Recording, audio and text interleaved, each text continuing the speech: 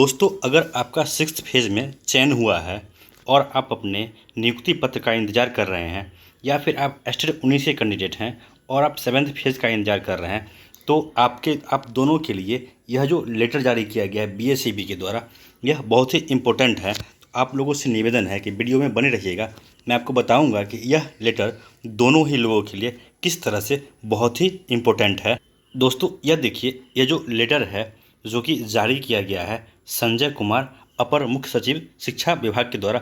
अगर आप इन दोनों में से किसी कैटेगरी में हैं तो आपको भली भांति पता होगा कि ये कौन है। इस लेटर का पहले देखिए कि उद्देश्य क्या है, विषय क्या है।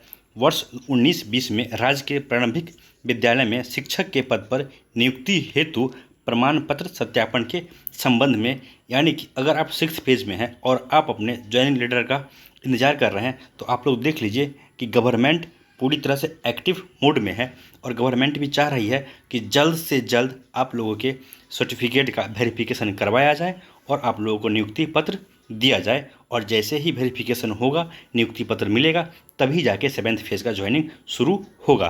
तो आइए देखते हैं कि इस लेटर में और क्या क्या बातें कही गई है। देखिए, ये जो इतना इसमें जो लिखा हुआ, इसमें बस यही कहा गया है कि जितने भी लोगों का सिलेक्शन हुआ है, जिनका भी नाम मेरिट में आया है, उन सभी का जिस नियोजन इकाई में जिनका सिलेक्शन हुआ है, उनमें उनका मूल प्रमाण पत्र जो है वो वहाँ पे रखा हुआ है। और आगे जो आदेश दिया गया है वो यह आदेश दिया गया है कि आप जो भी अधिकारी हैं वहाँ के, उनको आदेश दिया गया है कि अब आप लोग का कर्तव्य है कि इसका आप लोग वेरिफिकेशन करवाइए। तो वेरिफिकेशन करवाने के लिए देखिए क्या क्या बातें कही गई है बोर्ड की तरफ से संजय सर के माध्यम से। तो यह बातें यहाँ से शुरू होती है। देखिए, इसमें कहा गया है, उक्त आलोक में सर्वप्रथम वैसे प्रमाण पत्र जिनका सत्यापन बिहार विद्यालय परीक्षा समिति में किया जाना है, मतलब ऐसा सर्टिफिकेट जिसका संबंध बीएसईबी से है, को संकलित कर एक पदाधिकारी को नामित करते हुए संबंधित बिहार विद्यालय परीक्षा समिति के केंद्रीय कार्यालय में सत्यापन कराने की व्यवस्था की जाए। मतलब कि साफ साफ इनका कहना है कि जितना भी सर्टिफिकेट जो कि बीएसईबी से संबंधित है, उसके लिए एक पदाधिकारी को सिलेक्ट किया जाए और उनको यह जिम्मेदारी दी जाए कि आप सारे सर्टिफिकेट को लीजिए और जाके बीएसईबी में इसका वेरिफिकेशन करवाइए।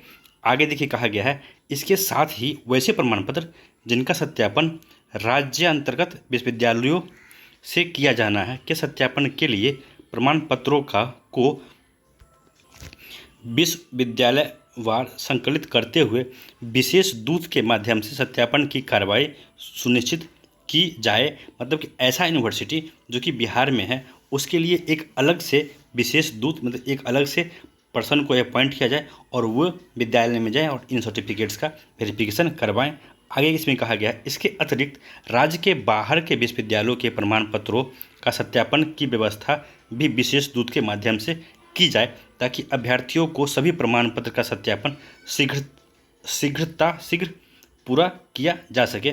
आप लोग को पता होगा कि बिहार में जो लोग बीएड करते हैं, उसमें बहुत सारे ऐसे लोग हैं जो एनसीआर से बीएड करते हैं, जो यूपी से बीएड करते हैं, जो हरियाणा से बीएड करते हैं।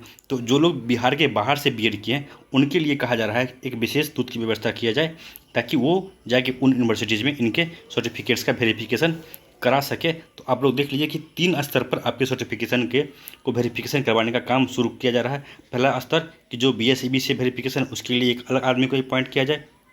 दूसरा, वैसे यूनिवर्सिटी जो बिहार के हैं उसके लिए एक अलग दूत को अपॉइंट किया जाए। और वैसे कैंडिडेट जिनका सर्टिफिकेट बिहार के बाहर के विश्वविद्यालयों का है, उसके लिए एक अलग पर्सन को अपॉइंट किया जाए। अब देखिए आगे इसमें और क्या कहा गया है। इसमें देखिए आगे कहा गया है कि इसके अलावे, प्रमाण पत्र के अलावे, जो इनका शैक्षणिक प्रमाण पत्र हो गया, उसके बाद इनका जातीय है, आवासीय है, आय प्रमाण पत्र, इनका भी सत्यापन जल्द से जल्द किया जाए। क्योंकि संजय सर ने साफ साफ कहा था, जब तक हम लोग सर्टिफिकेट का वेरिफिकेशन नहीं कर लेंगे, हम लोग नियुक्ति पत्र नहीं देंगे। और इसके आगे इसमें और कहा गया है कि जितना भी सर्टिफिकेट जमा किया गया है, उनमें जो भी मार्क्स दिया गया है और जो मार्क्स नियोजन इकाई में बताया गया है, उन दोनों का मैचिंग कर लीजिए कि जितना मार्क्स सर्टिफिकेट में बताया गया है अभ्यर्थी के द्वारा और जो मेरिट लिस्ट बनाया गया है नियोजन इकाई के द्वारा, कहीं वहाँ पे जो जिन लोगों ने मेरिट लिस्ट बनाया है, अगर इसमें गड़बड़ी पाई जाएगी तो इसमें साफ साफ कहना है इस लेटर के माध्यम से कि ऐसे नियोजन इकाई पे जो अधिकारी है उन पे सख्त से सख्त कार्रवाई की जाएगी। और देखिए यहाँ पे एक और बात है इम्पोर्टेंट जो कही गई है। एक बात तो मैंने बता दिया आपको, आप लोगों को पिछले पेज पे जो कही गई है कि अगर नियोजन इकाई की तरफ से कोई भी गड़बड़ी की गई है तो उनके विरुद्ध तत्काल अनुशासनात्मक कार्रवाई करते हुए के समक्ष प्राधिकार के अनुशंसा की जाए। इसके अलावे अगर ऐसे कैंडिडेट्स भी पाए जाते हैं जिनका कि सर्टिफिकेट फर्जी पाया जाता है तो उनके विरुद्ध भी बहुत ही सख्त कार्रवाई करने का साफ साफ निर्देश दिया गया है बीएसईबी के द्वारा। तो यह लेटर एक तरह से कहिए तो खुशखबरी लेके आया है उन लोगों के लिए जो कैंडिडेट्स ओरिजिनल है, और यह लेटर एक बहुत बड़ा बैड न्यूज़ है उन लोगों के लिए जो कैंडिडेट फर्जी हैं, और ऐसे अधिकारियों के लिए जो नियोजन निकाय में फर्जीवाड़ा करके गलत मेरिट बनाते हैं। अब इन दोनों पर गाज गिरने वाली है। और दोस्तों, मैंने शुरुआत में कहा था कि जो 7th फेज़ का इंतजार कर रहे हैं एस्टेट 19 के मेरिटधारी, उनके लिए भी यह लेटर बहुत इंपॉर्टेंट है, क्योंकि मैंने आज ही एक वीडियो बनाया है मेरे चैनल पर, आप लोग देखिएगा। उसमें संजय सर ने एक कैंडिडेट को रिप्लाई करके साफ साफ कहा है कि जैसे ही 6th फेज़ का काम ख़त्म होगा वैसे ही सरकार 7th फेज़ शुरू कर देगी।